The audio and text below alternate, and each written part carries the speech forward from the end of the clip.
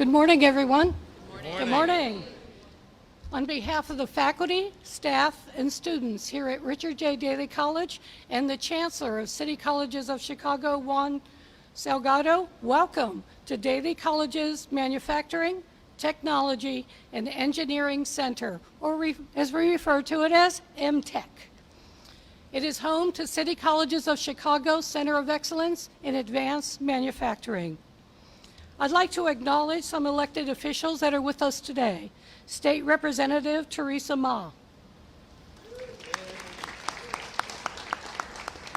State Representative Angela Guerrero Cuera. State Representative Cyril Nichols. Daley College is honored to be chosen as a state's partner in the Make It in Illinois campaign. Through and because of the leadership of our Governor, J.B. Pritzker, and his team at DCEO, we are here today. From quantum to advanced manufacturing, Governor Pritzker is passionate about creating a vibrant and a thriving state of Illinois and our economy in Illinois. The state has committed through the Make It in Illinois campaign to bring us all together, industry, employers, the community, and educational institutions, including community colleges like Daley College, to ensure that we seize the tremendous opportunities in advanced manufacturing. As Daley faculty, staff, students, community members, and industry leaders know, and as you can see from the state-of-the-art facility that we're currently in, MTech, manufacturing is and has evolved. And Illinois is evolving with it. Every day we prepare students like Nate Bowers, and you will have an opportunity to hear from Nate Bowers shortly, for the modern manufacturing roles that our industry demands and we provide the workforce for. We are excited to connect more people to this growing field to further accelerate Illinois manufacturing economy. And it is my incredible pleasure to introduce a visionary and our leader, our own Governor J.B. Pritzker.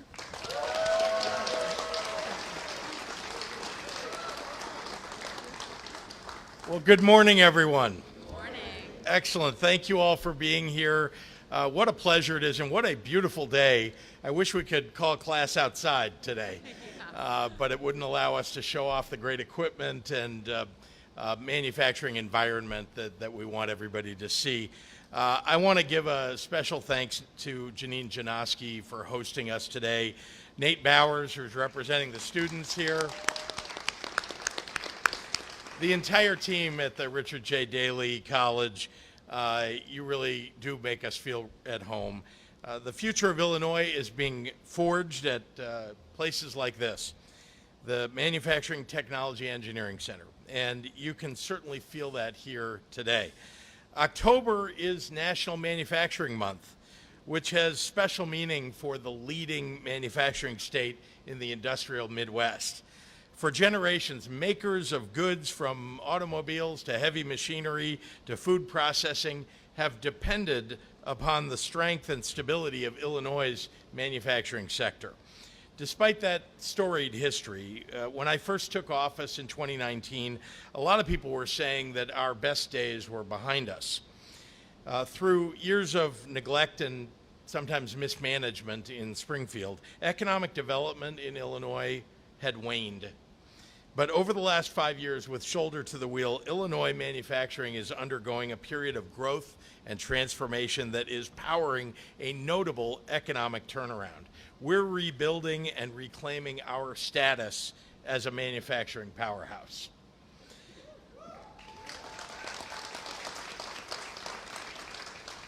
There are many folks in this room who have been instrumental in that revival. Sarah Hartwick of the Illinois Manufacturers Association and her, well, today silent partner because he's not here, Mark Denzler. David Robinson of Manufacturing Renaissance. My partners in the General Assembly, whose names you heard Representative Angie Guerrero Cuellar, Teresa Ma, Cyril Nichols. I want you to know that if you don't send great people to Springfield to serve in the legislature, we can't get all these great things done. So thank you to all of you. I also want to recognize Director Kristen Richards of the Illinois Department of Commerce and Economic Opportunity. And those folks whose names I have called out are just a few of the great people who have made today happen and make us a state that has a trajectory that is second to none toward becoming the leading state in the country in manufacturing. Their collective efforts, your collective efforts, alongside the workers who are powering that growth on shop floors across the state and the owners who are reinvesting in our state. You're putting Illinois right back where we belong, at the center of industry and commerce. But our goal is not just a return to our former glory. We want to build an even stronger and more diverse and more sustainable manufacturing sector that would drive inclusive growth and opportunity for many years to come. And we're doing just that.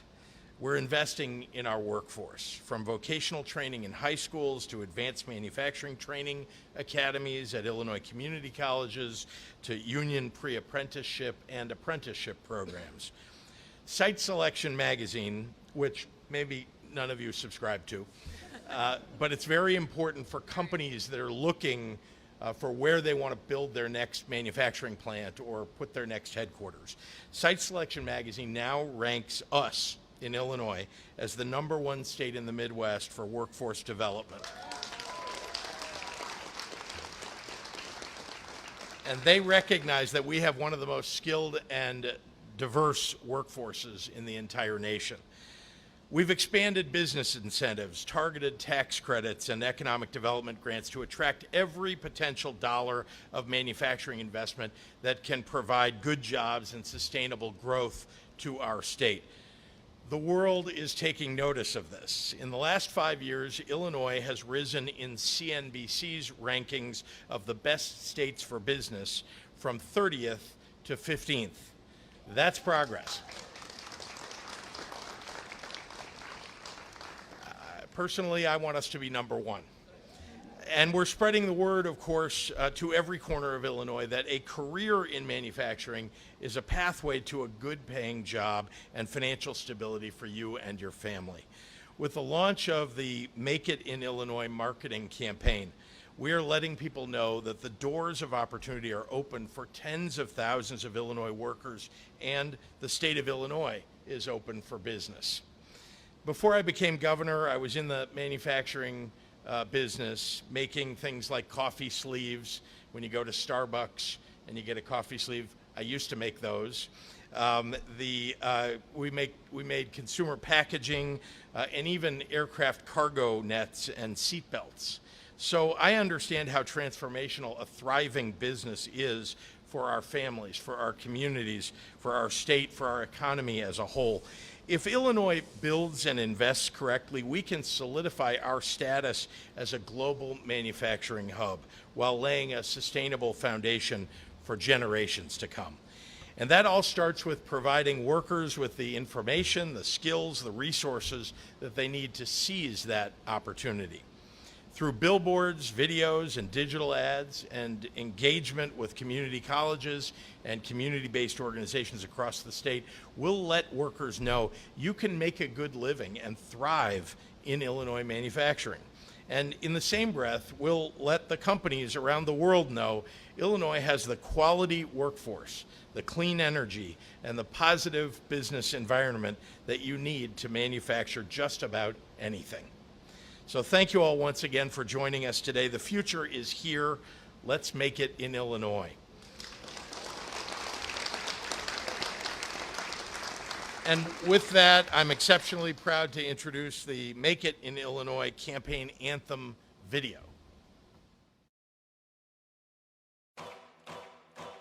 The fourth industrial revolution is here. Illinois is leading the way, and we're just getting started.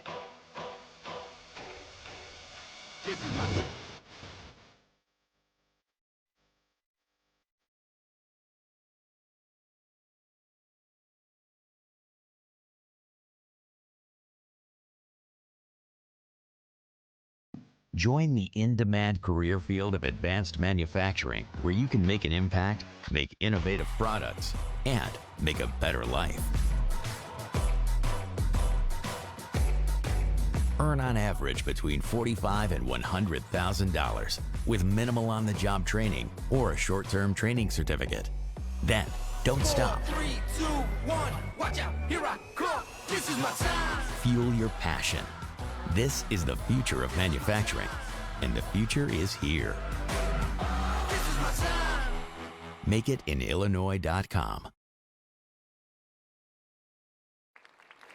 It's now my great pleasure to introduce our spectacular director of the Illinois Department of Commerce and Economic Opportunity, Kristen Richards. Kristen? Thank you, Governor Pritzker. Good morning. My name is Kristen Richards, and I am the director of the Illinois Department of Commerce and Economic Opportunity, or DCEO. I am thrilled to be here at Daly College to kick off Manufacturing Month by launching the Make It in Illinois marketing campaign. What an incredible kickoff video. I really want to thank my colleagues at DCEO for the effort they put into making this launch possible. Thank you to Daly College for having us here today. This state-of-the-art manufacturing training and education facility is a prime example of their continued investment in Illinois students and in Illinois' workforce pipeline, which is the very best in the Midwest. And they're such an important part of Illinois' more than $1 trillion economic success story. And to the valued members of this campaign's expert advisory council, including my friends at IMEC and IMA, thank you for your continued partnership and leadership in building and growing Illinois' manufacturing industry, a key pillar of our state's economy, and for your valuable assistance, advising, and contributing to this campaign. Now, the diversity of Illinois' manufacturing sector is second to none. With 14,000 companies employing more than 650,000 hardworking Illinoisans in every corner of our state, manufacturing indeed is in our DNA.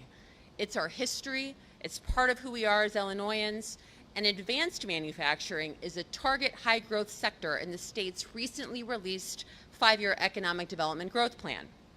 With onshoring and the rapidly growing clean energy manufacturing industry, more Illinoisans have an opportunity to secure good-paying jobs and help meet future workforce challenges.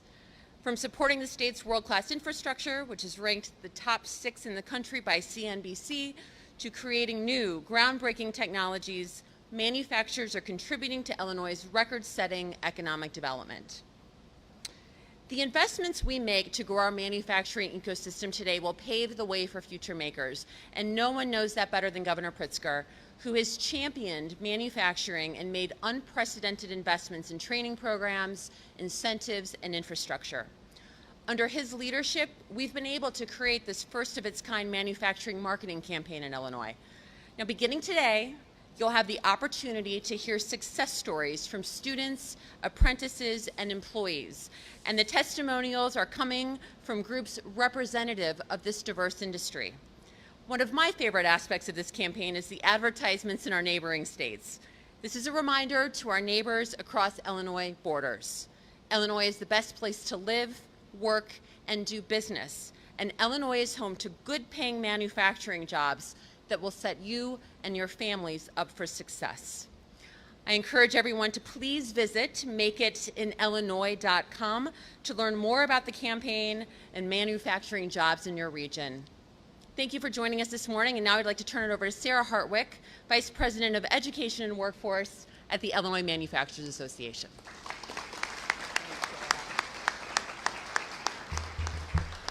Good morning, everyone. Thank you, Director. Thank you, Governor, for having us here today to celebrate the incredible kickoff of Manufacturing Month and the Make It in Illinois campaign. My name is Sarah Hartwick. I'm Vice President of Education and Workforce Policy at the Illinois Manufacturers Association and the Executive Director of the IMA Education Foundation.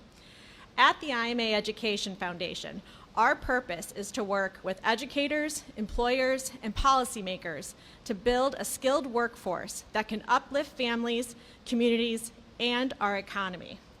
Time and time again, we've heard from manufacturers that the biggest challenge standing in their way of growth is a lack of skilled workers.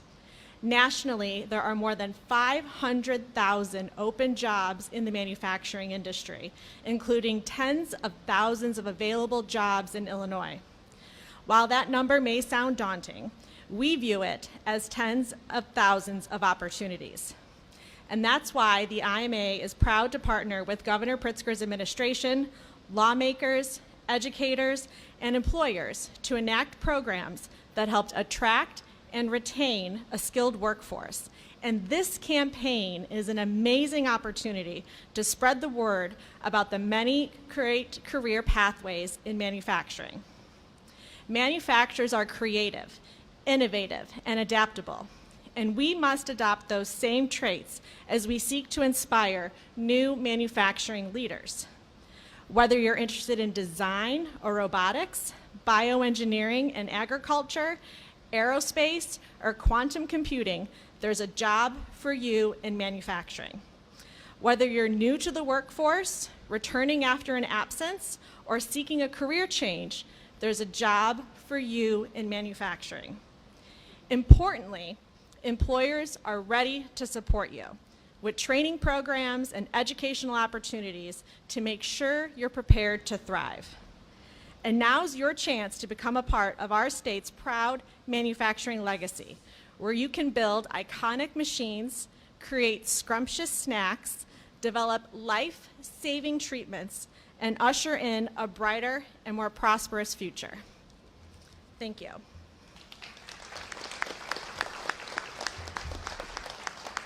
And it is now my pleasure to turn the mic over to David Robinson, who is the Director of External Affairs for Manufacturing Renaissance.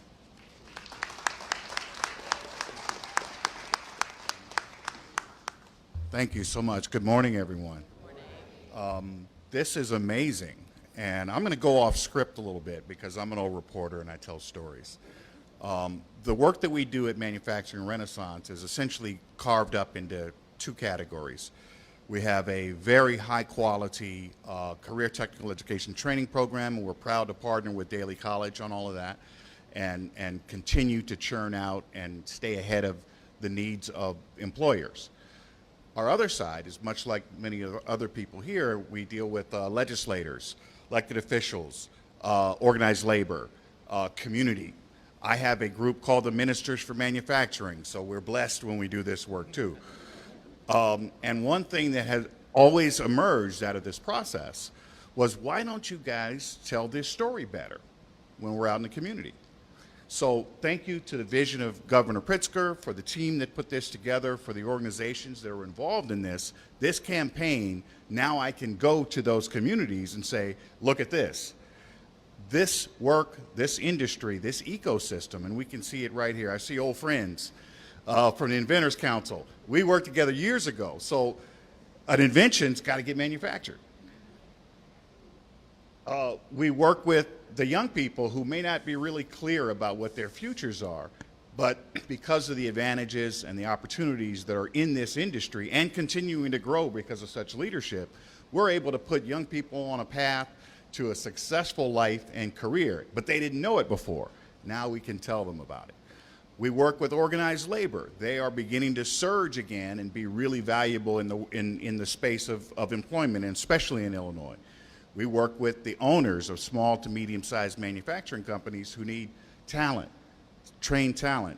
They need help from government because of all of the things that happen with respect to taxes and so on and so forth. They need support. We work with 170 of them, and my team over here, they do a great job of kind of staying ahead of things.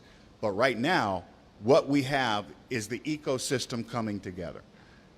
I really appreciate the fact that we were allowed to be part of this team. It's a push that we've been doing for the last 40 years, and now it seems like the world has awakened to manufacturing, and the governor woke up too and said, let's lead.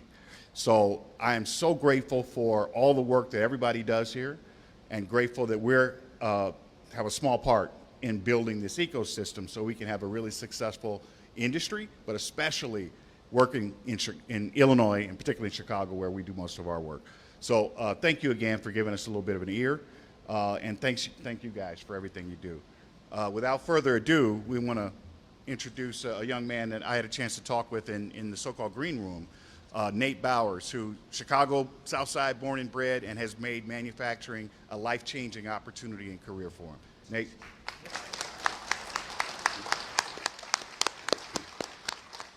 Good day, everyone. How is everyone doing today? Great. This is a pretty big classroom. I did not expect this today. But, however, I am one of the products of MTech and Daly College. Just to show you guys that it actually does work, and just to give you guys a little bit of background about myself, I am a single father, and once I ran into the program, it definitely gave me an opportunity and a new platform to expand and grow. And so, once I graduated the program and I actually got some experience within the field, I came back home and I applied for a job with Richard Daly College. And they hired me part-time to give me the full 360 experience of coming to school, giving back to the community, and also being able to showcase what I've actually learned. So it was a pretty great experience, and if anything wasn't real to you today, this is real. I don't have any script, and I appreciate the platform, and I appreciate you guys for showing up as beautiful as you are. Give a round of applause for yourselves. And I did come from the Weekend Warriors program. So that was like a third-party organization that partnered with CCC, and they worked together, and they curated me. And so it was a pretty dope experience. And like they said, it is a cornucopia amount of jobs out there that could definitely jumpstart you and put you and your family in the space that you want to be in. And so now I want to turn it over to Governor Pritzker. Great job. Great job. Happy to take any questions from members of the media. I see Olivia, but I'm not sure if there are other members. Yeah. Sure, either way.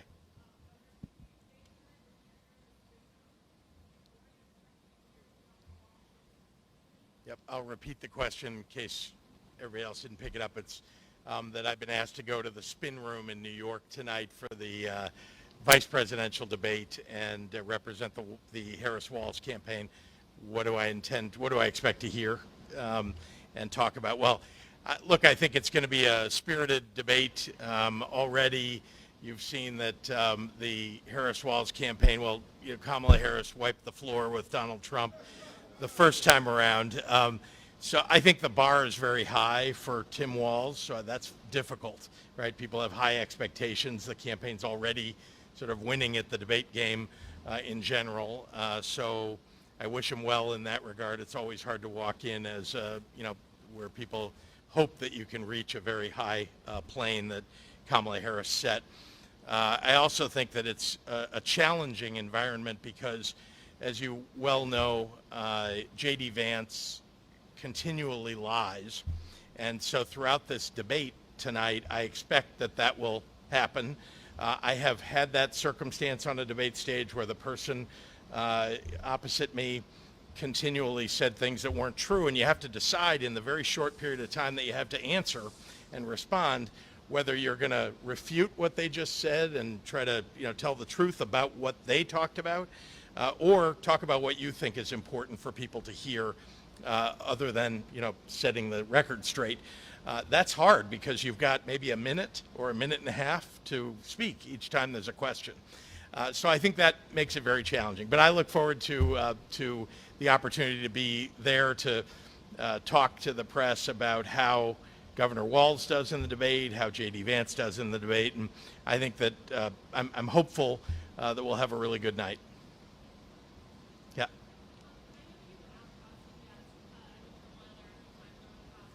Yeah.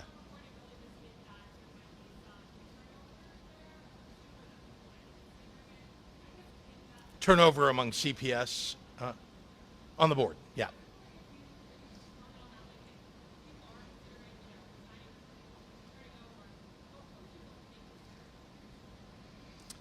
What would I hope they would consider before they might make a decision like that? Yeah. First of all, I do not know the members of the Chicago Board of Education that were appointed by the mayor. I would hope that their number one consideration is what's best for the students and for their parents and families. That ought to be uppermost in everybody's minds. And stability, getting a contract done Those are two, very, very high priorities. Let's get past this contract negotiation as best they can with the resources that are available to do that. It's always a compromise. I mean, I've been governor now for 5.5 years. I've gone through 2 sets of union negotiations. In fact, more than that, because they're often stragglers that negotiate. We negotiated other times, but and everybody has to compromise because there isn't all the money in the world available to do all the things that we'd all like to do. And then at the same time, you want to make sure that you're recognizing the dignity that the workers deserve and that the pay that they deserve and the benefits that they deserve. So those are the competing forces. I hope that those things get taken into consideration by all the members of the Board of Education. I hope people don't resign. I don't know why they should or would at this point. We're about to elect at least half of the school board in November. So, if you think about it, it's 5 weeks away. At a minimum, let's, elect those new members. Yep.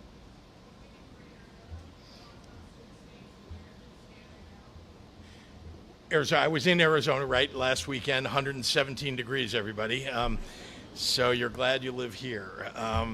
But it is a great state, and I had the opportunity to speak to a number of different groups, including a canvassing group that was going out to knock on doors in 117-degree heat, and others who were making phone calls from the headquarters.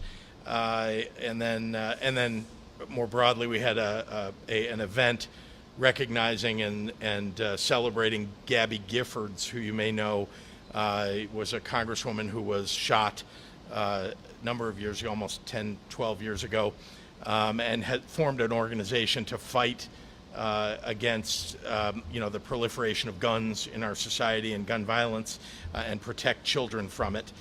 She, by the way, was very important, even though she's an former Arizona congresswoman. She was very important in helping us to pass an assault weapons ban here in Illinois, as we did about a year and a half ago. I talked about in Arizona the things that I talk about everywhere about Kamala Harris and the opportunity economy that she intends to bring. She's got the policies that are focused on everyday Americans and working families. She's the person who I trust to protect our freedoms. And as I talk to people about that, people nod their heads, and it's what most people want for our country.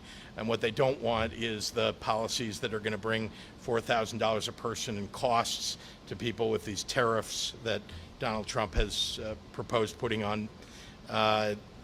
Those tariffs, just for all of you who are history buffs, you may remember that the thing that really drove the United States into a Great Depression were called the Smoot-Hawley tariffs. That's something we don't want to bring back to this country, and I think Donald Trump is reckless in proposing that. So those are the things I talked about in Arizona, and I think Arizona is very close. I mean, it is razor thin there. It is truly a battleground state, and if Democrats win in Arizona, from my perspective, there's almost no way that Republicans can win the presidency. Swing states overall. I mean, look, everybody should ignore the national polls because they really don't mean anything.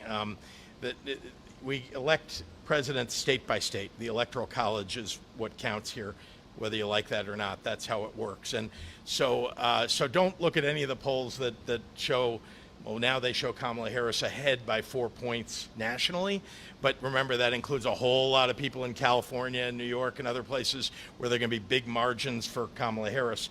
And instead look at the states that are really on the bubble. Wisconsin, very close by here. Michigan, Minnesota, too. And then North Carolina, Arizona, and we could go on. Pennsylvania, hugely important. I would say this is a tied race. I mean, in the battleground states, it's tied. Every poll you look at, even if you take an average of polls, it looks like it's about 50-50. So I don't know what to say except, that every vote counts. You hear that your whole life, going to vote is so important. In this election, anybody in those battleground states, and I would say that here in Illinois, we've got races at all levels of the ballot, and we've got some competitive ones. Every vote counts. So call your friends, let your neighbors know everybody's got to get out and vote. Thanks, everybody. Thank you.